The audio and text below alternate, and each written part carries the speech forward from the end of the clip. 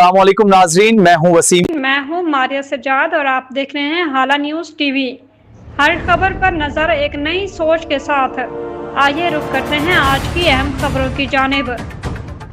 दातुर बरसां UC बराचड़ी जे ॻोठ जान मोहम्मद बागराणीअ में हिकु दिलि ॾोकींदड़ वाक़ियो पेश आयो, जिते चुल्ह मां उथियल चिणग ओचितो बाहि जो सबबु बणिजी वई।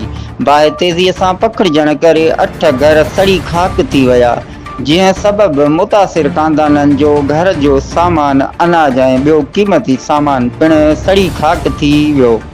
वाक़िए बाद ॻोठ में ख़ौफ़ ऐं अफ़रा तफ़री फहिलिजी वई, जॾहिं त औरतूं, ॿार ऐं बुज़ुर्ग खुलियल आसमान हेठि अची विया। ॻोठाणनि वॾी हिमत ऐं मुर्सीअ जो मुज़ाहिरो कंदे पंहिंजी मदद पाण तहत बाहि ते ज़ाब्तो आणण जी कोशिश कई ऐं वधीक घरनि खे सड़ण खां बचाए वरितो।